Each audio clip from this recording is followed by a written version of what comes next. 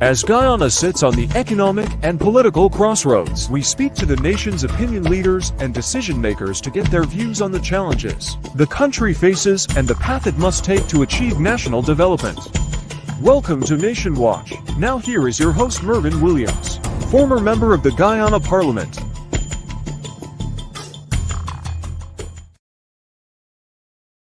Hello and welcome to Nation Watch for today, Sunday, 17th September 2023. It's Indigenous Heritage Month, and as always, we want to extend best wishes to the Indigenous community of Guyana.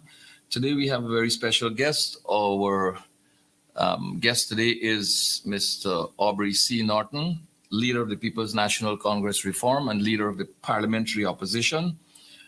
Mr. Norton has agreed to chunk out 60 minutes of his busy schedule so that he can speak with us here on Nation Watch. We're on Watch for the Nation. Welcome, Mr. Norton, to Nation Watch. Thanks for having me, Marvin, and let me take the opportunity to say Happy Indigenous Month to all the Indigenous peoples, and I hope that the activities in this month will contribute to your further development. And I also a good day to the entire Guyanese population. Okay, so Mr. Aubrey Norton, leader of the opposition, is currently on official business overseas. Mr. Norton, you recently traveled to the US before heading back home to take care of business here, and now we're chatting with you while you are in Canada on another official visit. How do you rate the success of these international visits? How have those engagements been going? And how beneficial are these visits to the political life of Guyana moving forward? These visits are critical. We have to recognize that there's a significant role for Guyanese in the diaspora. Both visits have been focused on engaging Guyanese in the diaspora. It's been focused on also raising funds for the party. It is focused on ensuring that we stay in contact with our support base wherever we are.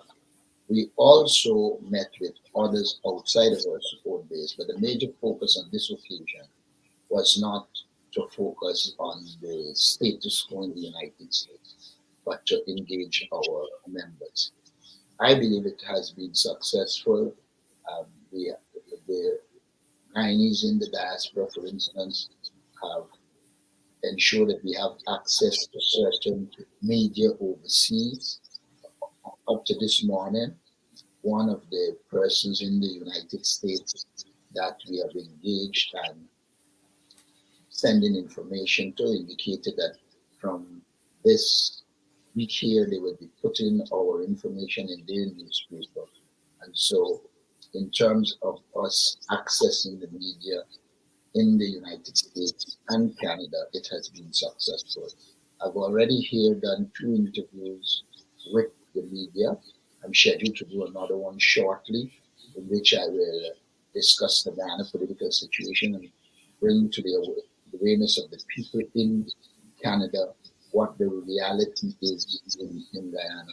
You are aware that the government tries to sugarcoat everything, and when you listen to them, you don't hear about poverty, you don't hear about the high levels of unemployment, you don't hear about the high cost of living, and all of these issues we bring into the attention.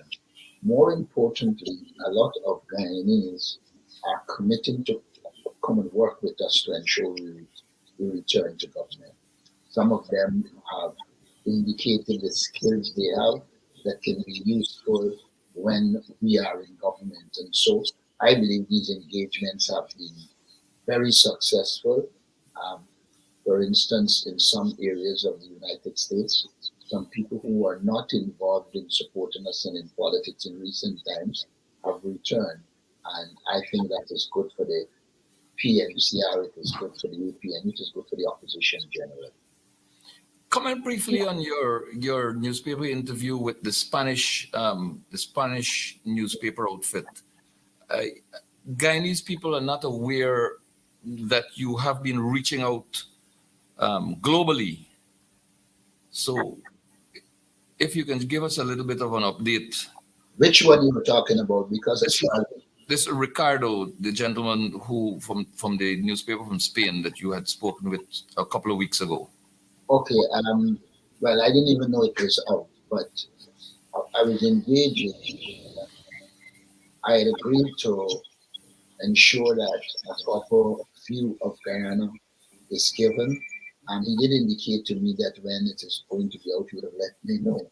But I didn't know it was out, but I know we discussed oil and gas. We discussed the fact that the resources from oil and gas were not meeting the people of Guyana. I also recall speaking to him about our plan for Guyana. And I recall him suggesting that we will stay in contact and that we will give the requisite attention when the request is made for us to speak to the international media. I know I spoke to a Reuters um, journalist, and so I anticipated some stage these would also hit the news. Thank you very much for that, Mr. Norton. Let's discuss briefly the inequalities that continue to persist in this country. We have a national budget, a humongous budget, of which $387.8 billion, or half of the national budget, has been allocated for infrastructure. We know that there's a sinkhole start of some slippage of more than 40% of all of the expenditure on public infrastructure in this country. And we also know that of that $387.8 billion, $136.1 billion has been allocated specifically for roads and bridges. And here is where a lot of money is disappearing into public infrastructure. Well, public infrastructure money is disappearing. In the meantime, there is the out of control cost of living, where Guyanese citizens live on less than 1,000 Guyana dollars, less than $5 United States currency per day. What is really happening in this country when a small group of persons who style themselves contractors benefit from this magnitude of money while the majority of the population continue to live in poverty? We have to go back. The first problem is that there is no infrastructure development plan. Like I said when I did my budget presentation, the government seems to just flick and hope that they land on their feet. Now, what has been happening is that there are a plethora of projects being done, but there is no link between many of them. Additionally, if you look at what has happened on the East Bank, the aim of the road which is now from Providence coming down, the intention was to take the pressure off of the East Bank and to help solve the traffic problem. What in essence happened is that you just throw part of the problem to the intersection of the East Bank, which is Providence to Mandela, and you still have the congestion on the East Bank Road itself. Now, the problem here is, again, the absence of planning. They must have known that if they do that and no proper outlets are made from Sheriff Street, etc., all they would have done is to clog up Sheriff Street. And now driving Sheriff Street is a nightmare. So we have two nightmares. The East Bank, which was a result of bad planning on the party, because I saw sometimes Jack Deere talking nonsense. It is they who created a scheme with one entrance in, one entrance out, and created the problems on the East Bank. First thing. The second thing, now there are attempts to remove it. That is also generating problems.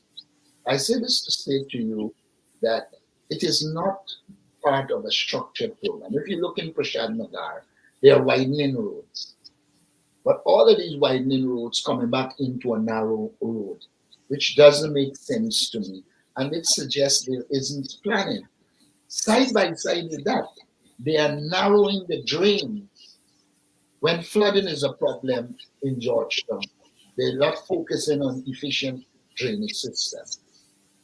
So apart from the fact that there is no infrastructure development plan and an unwillingness to adapt that which existed, because since in Forbes Burnham time, there's a plan for a road to run from Suicide way up the East Coast, and then you would have put cut-off roads to various villages, so that those persons coming from Temeri, etc., that didn't have to go into Georgetown would have been able to use those roads and cut off into villages. They didn't go with that.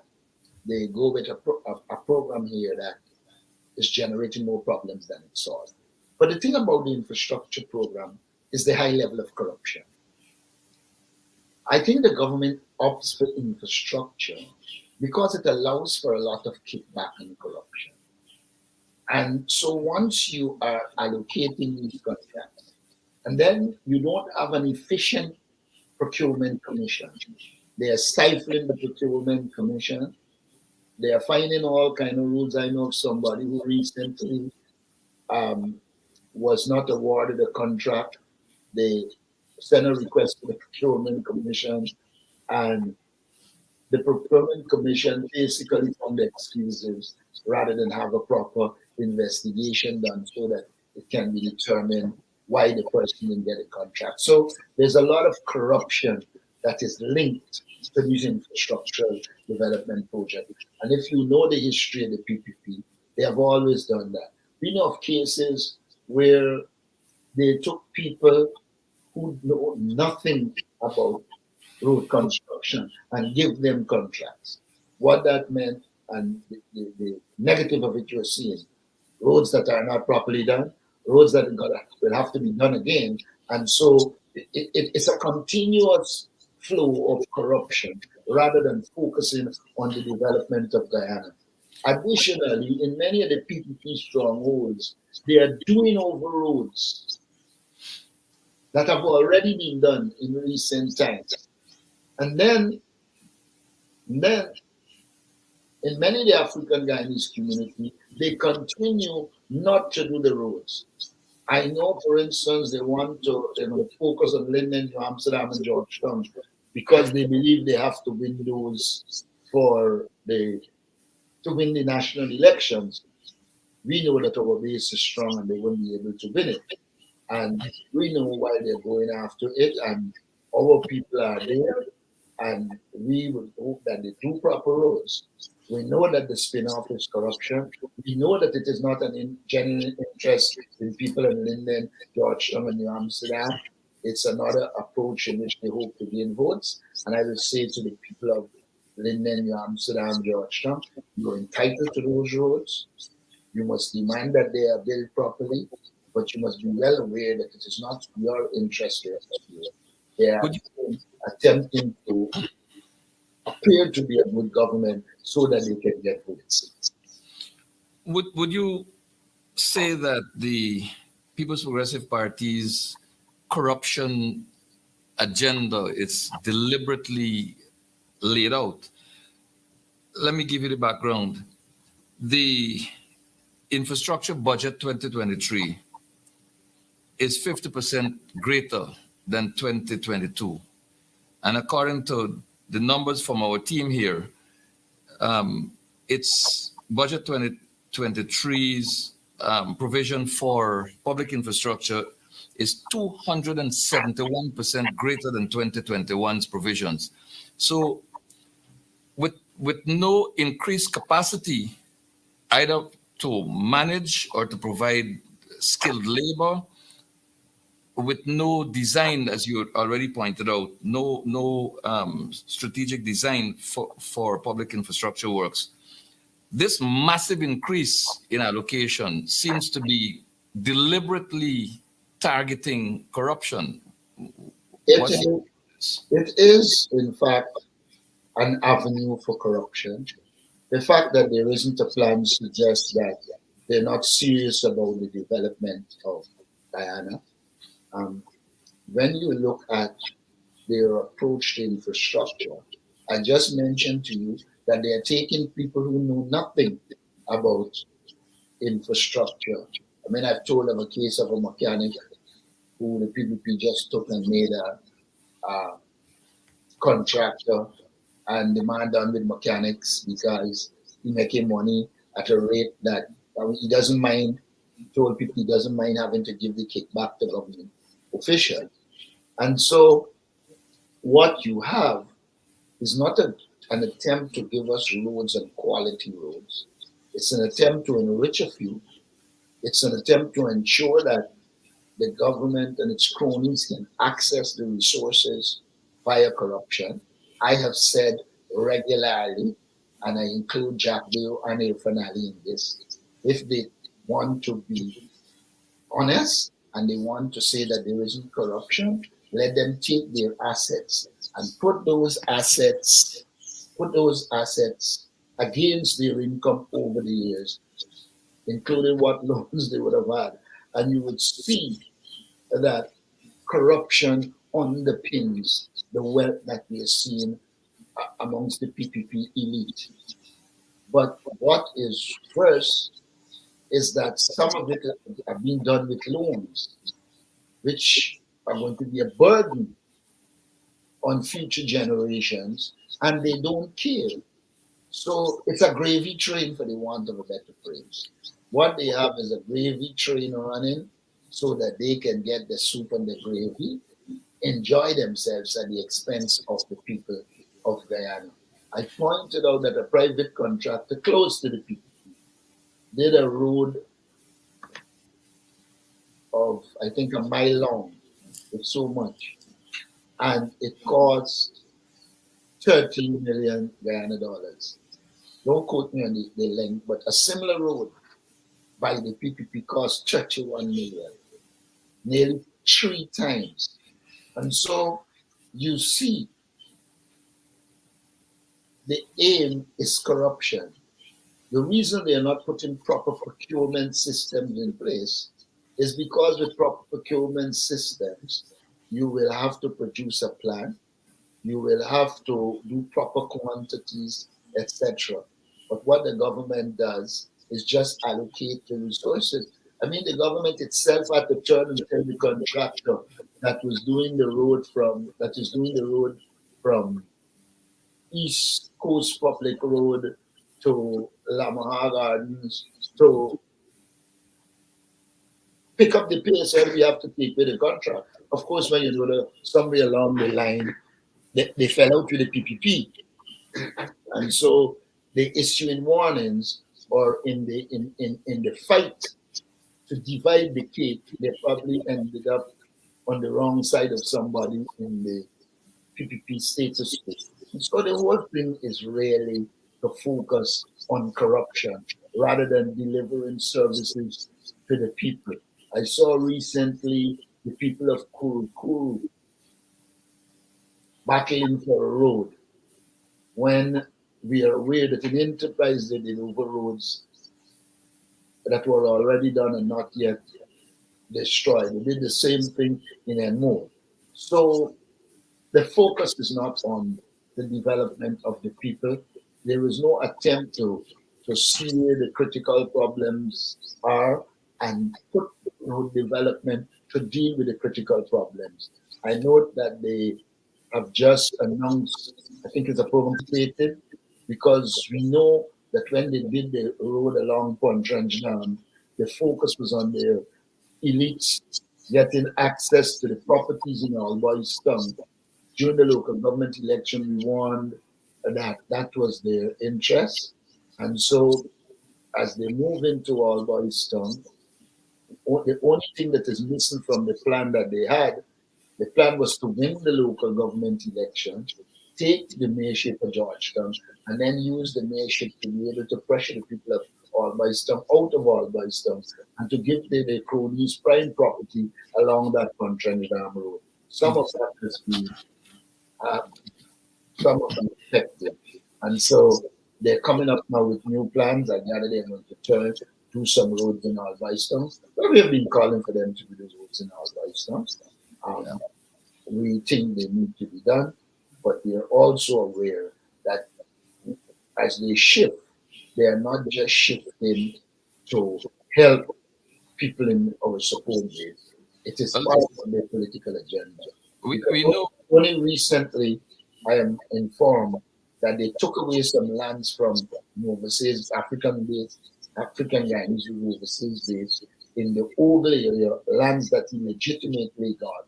And so you see in that their agenda is not an agenda to really facilitate and help our communities. We know that the Albistown mission has to do with easy access to the Demerara River and oil and gas investors. But this will be a topic for another discussion. I want to get your views on the question of the growing inequalities and the discriminatory approach to these same capital projects. Attorney Nigel Hughes made an observation in Region 5 with a budgeted sum to construct 30 roads or repair, rehabilitate, whatever, 30 roads. And in disaggregating the 30 roads by village, he found that in Bushlot, which is a PPP strong support base, 23 of those roads will be in Bushlot, while a token one road each have been given to number 30 village, Lovely Last, number 28, Catherine's Lust, number 22, Hopetown, Anvoact. So this brings us to this question of inequalities in the distribution of the resources of state and the discriminatory approach of the People's Progressive Party favoring one section of the population that they believe to be their core supporters. What message do you have for the 49% of Guyanese who supported the APNU AFC coalition going forward? First, let me thank Nigel and the researchers, because I know we have some people who are doing research and putting together the data for putting the data together.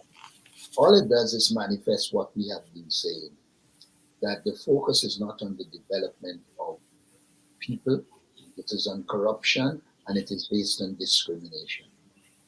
The discrimination you see is part and parcel of the PPP strategy to destroy African Guyanese community, stifle African Guyanese community. I saw Jerry Gavaya stupidly talking about the Portuguese being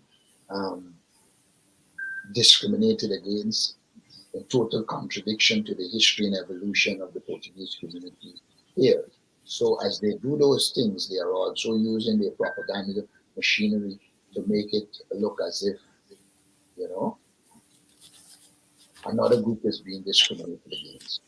Now, when we look at the work being done, clearly the focus is not to put or to do the roads in the villages that need the road to be done. It is more a focus on ensuring the PPP put resources in the hands of the contractors, and in the case of Bushlot, to do the roads to satisfy their support base. Their support base is reacting to the fact that they distributed a lot of money in the African Guyanese community, and they didn't get the votes that they were looking for. And so I think they are trying to, apart from the discrimination, they are trying to regain some amount of confidence of the people in places like Bushlot. But what Guyana needs is an approach in which there is a comprehensive plan for the development of highways, etc., general roads, in one of my budget presentation, I made it very clear that we need to be linking the regions, particularly the interior, by road, so that we open the interior, could provide new lands for people in the interior and others, while at the same time seeking to deal with climate change by shifting the population inland. That kind of thinking doesn't come from the PPP. The PPP is hell bent on being divisive, on creating avenues for corruption, and that is the context in which we must see how they deal with those areas. Before the local government elections, they were promising Belladrum, Hooptown, all of these areas, that they will do the roads in the areas. Now that they have lost in those villages, you see they're doing one road per year. And then to say to them, they're sending the signal to our support base, well, if you want all your roads do, turn PPP. That is the message they're trying to send. But of course, our support base, it is aware that under the PNU government, everybody will be treated equally. And so I think they will continue to support us. They will note the injustices. They will note the inequity. And then at the right time, I think they will join with others to vote the People's Progressive Party out. And may I say this to you? I think what they're doing in areas like Bushland is also because the people in those areas recognize as well you can't eat roads. Infrastructure is important, but their economic existence in all of these areas, the PPP will always have one or two people that are getting the majority of the resources, but the wider society is not getting. Right now on the Essequibo Coast, the farmers, the rice farmers are complaining. So even though they believe that their infrastructural development will result in support, that core that is getting, I think, will stay with the people. But they are going to be those who are not benefiting, who are facing the high cost of living, who have to deal with a high level of poverty. They will not be impressed by even the roads they do in their own communities. And the last local government showed that in large measure, people have been rejecting the People's Progressive Party. Mr. Norton, I want to shift gears here a little bit. The appointment of the Chancellor of the Judiciary and the Chief Justice is an issue that's back on the front. Well, it's again on the front burner. Recently at a press conference hosted by Mr. Ali, some elements of confusion seem to have emerged. Now, you had signaled both verbally and in writing to Mr. Ali your total agreement with the confirmation of the persons holding the offices of Acting Chancellor of the Judiciary and Acting Chief Justice. This thing has been in the Guyanese public for more than 17 years. The average Guyanese understands what is required here. But the gentleman occupying the highest office in the land seemed not to have an understanding of what's happening. He pointed out to the media that, look, I just appointed the Judicial Service Commission and I'm waiting on them to do their work and then we'll take it from there. Whereas the appointment of these two judicial officers requires not the work of the Judicial Service Commission, but agreement between the president and the leader of the opposition. The leader of the opposition has already signaled multiple times his agreement for the confirmation of these two officers. Why is Mr. Ali playing a game of football with the appointment of these very, very important judicial officers in this country? And what are the implications going forward? Oh, Sometimes I understand why Jack Dio doesn't want their finale to do press conferences. When a man could say that he's waiting the Judicial Service Commission, it either means that he hasn't read the Constitution or he's just deliberately misleading. Because the Judicial Service Commission has nothing to do with the appointment of the Chancellor and the Chief Justice. Now, in that press conference, he made what I consider to be a very stupid statement. That the Only leader, one? a very stupid statement. Only one, sir? No, but I want to deal with the one specifically. Okay. He said that the leader of the opposition should have, why the leader of the opposition cannot pick up the phone and call him. Let me remind Fanadi. In the first place, when we started to engage in keeping with the Constitution, I wrote to Fanadi and I said to him as president,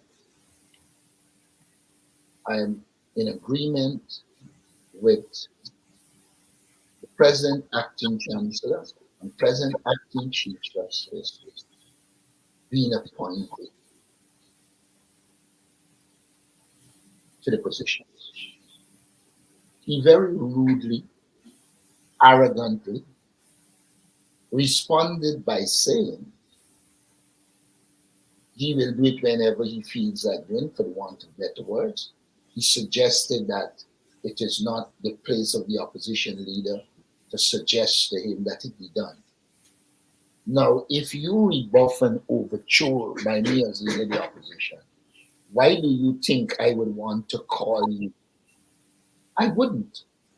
In my opinion, I have already reached out to this president and said to him, look, the Caribbean is calling for this. The legal people, the Guyanese people want the appointment. And then you say to me, in simple language, there's not your place. I do it when I like. Don't now come and tell people that I must meet out to you. He also lied by saying he engaged me 8 times. Absolute garbage. There was an exchange of letters between us. And essentially, we have a difference of what constitutes meaningful consultation.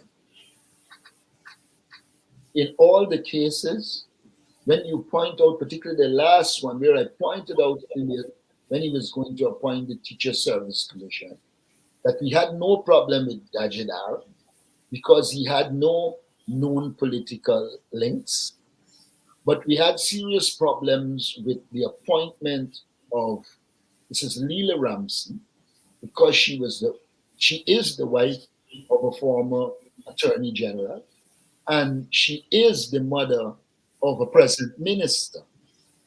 And we said that this is supposed to be an independent commission.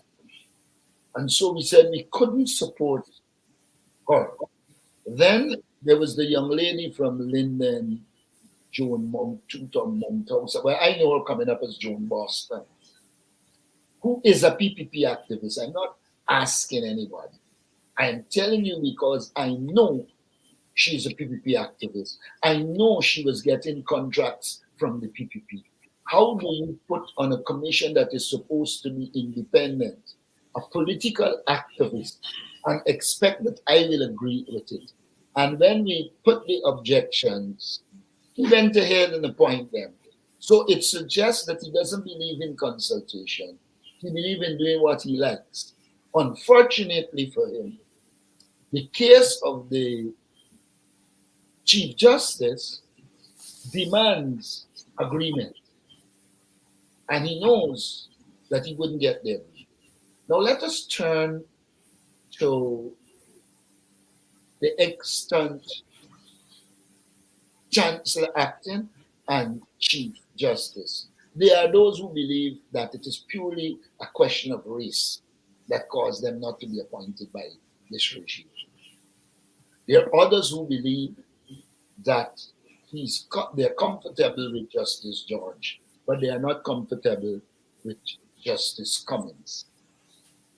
There are those who believe that if they keep them acting, then there is no security of tenure, and therefore the independence is eroded. Any one of those is the wrong reason for not appointing the Chancellor and the Chief Justice. But by the nature of the People's Progressive Party, they are not interested in a democratic society. If you were interested in a democratic society, you would want to see independent commissions. But all the persons that are being appointed to the commissions are political operatives. The Police Service Commission, the person appointed, I think is heading men of mission or men on mission, whatever it is called. He has a family working directly with the president. So you cannot expect a police service commission that is independent. And there is evidence that that particular chairman lied about what is happening when he said that on the one time he didn't have the recommendations, and before you know it, he had the recommendations, and obviously they could not do And he studied them all. and was so you are seeing them attempting to put in all the institutions that should be independent to foster democracy. They are eroding them by putting political hats and political appointees into the position. Now let's assume a matter comes with some PNC teacher in Linden before the Teacher Service Commission.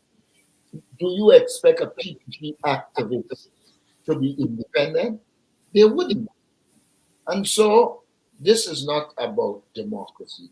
All of this is part of the People's Progressive Party strategy to dominate and control all aspects of the life of the Guyanese society. This is what it is about. They are not even interested in a judiciary that is going to operate independently. They want to accuse the rape, didn't shout out that they should get rid of judges because the judge decision didn't suit them. And that is the nature of the People's Progressive Party. And that is why Guyana has to have a new government, because it is heading in the direction of dictatorship.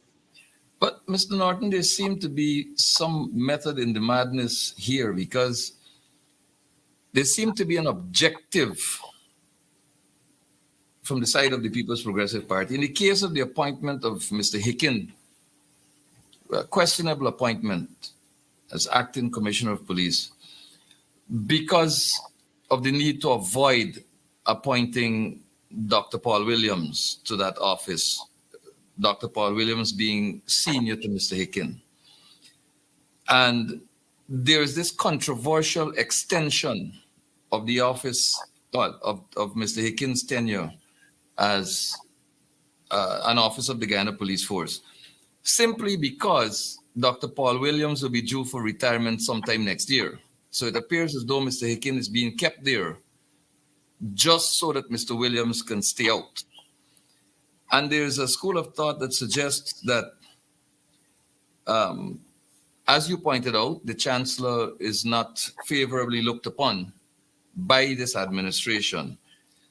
And so that school of thought suggests that the regime is awaiting her retirement or the attainment of a retirement age so that they can now, as Ali put it, put the Judicial Service Commission to work in terms of the appointment of judges, one of whom they prefer to accede to high office.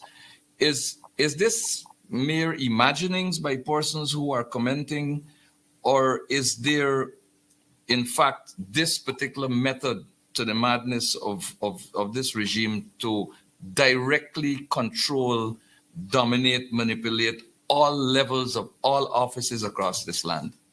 In my opinion, there is no madness here. This is an orchestrated plan to ensure that the PPP occupies all the space in Guyana. dominate and control the society.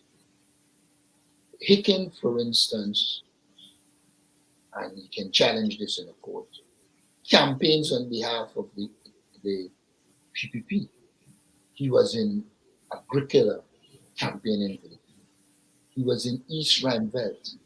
It is alleged by some in East Randveld that he actually told them that if he gets his way, then the PPP gets its way at local government. Then they don't have to worry. The police will be on their side. I don't know what that means, but people in the community allege that they told him that. He told them that. Now, the case of Hicken is really a sad case. I believe that any political party will have people that they prefer. That's a given. But they also have got to operate within the Constitution. By the very criteria the PPP put out for a commissioner, Hicken doesn't qualify. I've said before, he's neither certified nor qualified. And so it should be evident to all that the intention is not to get a commissioner that is going to enforce law and ensure there's order. The purpose of Hicken's presence is one, to implement the dictates or the diktats of the People's Progressive Party. Two, to ensure he blocks the way so that Paul Williams or any other professional, because there are also Indo-Guyanese professionals at the top there. And my understanding is that they want to avoid those who they think will operate as professional. And they are likely to go in the direction of one who will be a replica of Hicken. I don't want to call names, but we have seen in the People's Progressive Party's approach to commissioners, etc., that even if the person is Indo-Guyanese and that person doesn't subscribe to their authoritarianism, they ensure that that person does not become a commissioner. Now, we have filed a case in the court because we believe that the law makes it clear a serving commissioner can get an extension, but there is no mechanism for an acting commissioner to be extended. So as far as we are concerned, Hicken is a squatter. He is squatting in the position of commissioner acting. And the court will rule on this matter. And we believe that if the court rules based on law, then Hicken will go.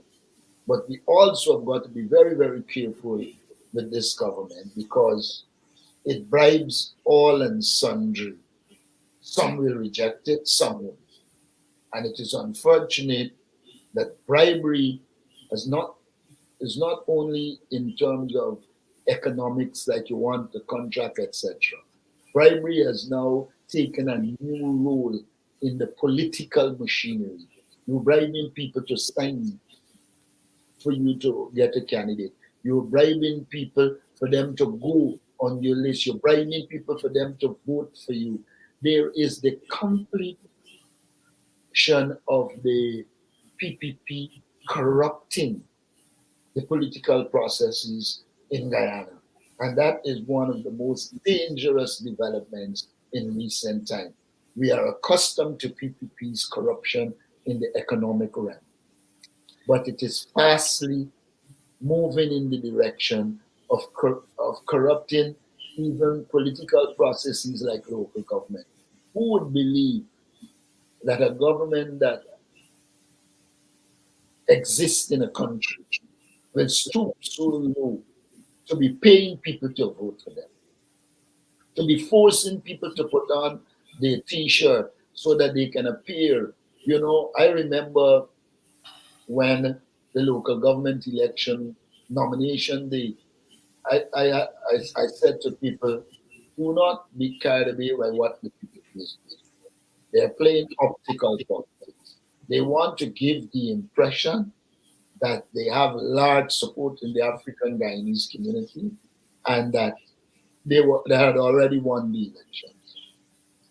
We pointed out to people that it's a political game they're playing. Even after that, they weren't satisfied with that. They spent billions of taxpayers' money seeking to bribe people, do projects so that they can get votes in local government. The outcome of it is Jagdeo shouting first, we can win Linden, we can win New Amsterdam, we can win Georgetown. And then he pulls his tail between his legs and said, okay, we made inroads. That is the nature of the regime we're dealing with. I want to shift a little bit here again, Ms. Norton. A particular section of the media has finally caught on to your position regarding benefits for the Guyanese population from the oil and gas sector. You have put out there a people-centered approach to development. You have identified a minimum livable wage in the region of $150,000 per month. You have put out there a proposal that says that the minimum livable wage should not be subject to pay as you earn taxes, so that Guyanese people can get more disposable income to tie them through these difficult times of high unbearable cost of living. At a recent press conference, you spoke also about the Guyanese citizens benefiting from oil and gas at a better level, for want of a better expression. You had made these statements before, but it has caught the attention of a particular news outfit to the extent that it made the editorial. Expand, please, in the remaining minutes of this program, what is the opposition's position regarding the Guyanese society benefiting in a more significant way from the resources earned from oil and gas? Let me say to you that critical to the Guyanese benefiting is how you allocate the resources of the state. We've seen the government focus on infrastructure with the sole aim of putting money in the hands of their cronies. Now, that wouldn't contribute to the development of our people. Yes, they will get some roads, etc., but the people themselves need to develop. Our first argument is that roads, bridges, those things don't develop a country. The starting point for the development of a country is your human resource development. We are saying that we will put considerable resources into human resource development. And we will do it in a way that all the people of Ghana will benefit. Now, you're aware that we spoke about our rent-to-own program. The positive of that rent-to-own program is we have a situation in the country where a lot of people cannot afford a mortgage. Now, we have an obligation to ensure that our people be housed. So what we are saying is that as a government, we are going to build houses for the people of Ghana. They will move into those houses, pay a rent, and that rent will go towards payment for the house. Of course, during the process, they will have to maintain the house and so on. But that rent will go towards the payment for the house. And when that rent covers the cost of the house will become that person. What that means almost immediately is that people who have income that cannot meet the standards for the mortgage in a commercial bank will be able to have access housing. We also believe that there will still be a population that cannot get houses right away, even with this program. So we will complement that with rent assistance in a structured way. One of the things you must note about this government is that they don't want to do things, even the cash grants they are given and so. It is not a case where it's going into a bank account or it's in a structured way so that there could be a paper trail for it to be audited. It is them running around with these big thing of money, gone distribute, and then there is no proper paper trail. So that's another source of corruption. In our case, we will have it done a proper paper trail so that it doesn't become another avenue for corruption. We are also of the view that we can help our people by subsidizing electricity, by subsidizing water.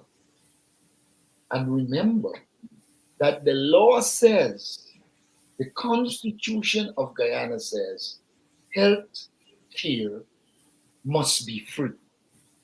We are going to ensure that health care is free. We believe that there's a place for private hospitals, etc.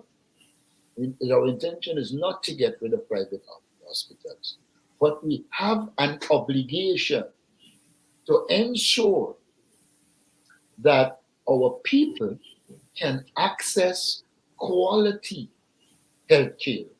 Our first task is to put a proper primary health care system in place. The government talking about building five specialty hospitals. But why do you need a specialty hospital if you don't first of all train the specialists to put in them? We have to look at the Ghanaian economy, look at its needs, look at our social sector, look at its needs, and produce the plan to train people to satisfy those institutions. In healthcare, we have a situation where millions of dollars are budgeted for drugs in hospitals, etc. And we know that many of those medical centers, hospitals don't have the drugs. And then the people are sent to PPP private funds with pharmacies, etc., to purchase the drugs that taxpayers pay for. We have to rectify that. We have to ensure that one, the drugs are there, and two, we improve the quality of primary care.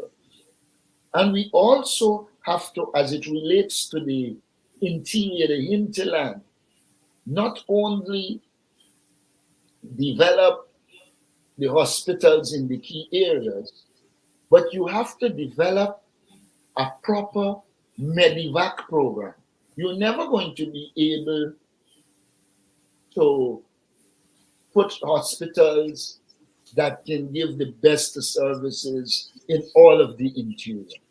But if you have your key centers and you develop a proper Medivac system, so that when something happens, say in Kaikumbi, and that person has to get to Letem,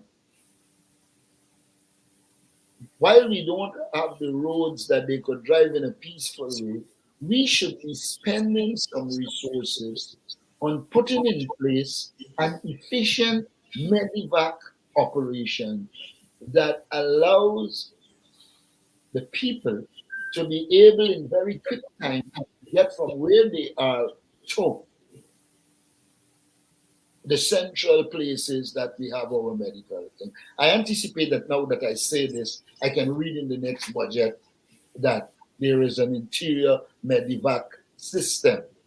Of course, what they might do, knowing them, they might try to get their friends to do it so that the money go into the hands of the friends, you know. But what we need is a genuine approach to the development of the people of Ghana. We have also said in this program that it is our intention to focus on education. I saw the president talking nonsense about extending the hours that they teach children. The problem is not solely the hours. There are a number of problems to be addressed in education. The first one, I think, is a proper primary system that allows our children to learn to read, write, count, reason, and comprehend by the time they make grade 3. So we need to put more resources and more teachers at that level and focus on giving them the training to deliver to those children so that at a very early age, they are literate. Our intention is to complement that with a nationwide early childhood education program. We did, while we were in government, some pilot projects across the country where we train young people and put them in early childhood centers to prepare our children for education, so that by the time they transition from early childhood to the nursery system, they have the base. The nursery then prepares the base so that by the time they arrive at the primary school, they are oriented towards education. Now, one of the big problems in the education system, as the government talks about universal education, is that there are children who are not going to school because they can't afford transportation. And that is why we have said we will implement a national schools transportation system to get children in the riverine areas to school, to get children in the coast by land, etc. to school. But we have to have a feeding program that provides our children with at least 2 nutritious meals, so that when they go into school in the morning, those who didn't get a meal at home can get a meal. And at lunchtime, they get a meal. The responsibility is going to be on the parents in the afternoon. But because of your other measures, the parents will have more income to give them a meal in the afternoon. Because you have to ensure that the poor parents are getting more from the system. Those are some of the things. I don't want to outline all because I know the government is going to run and do it. Just like how they inherited the SLETS program from us, and they christened it and giving out the resources and going on like if it is their brainchild, they are masters at copying. Besides which, we're entirely out of time now. So I just want to thank you, Mr. Norton, for making yourself available to join us on this program to clarify issues for the Guyanese public and to assure Guyana that 49% counts. Thank you very much for appearing on the program, sir.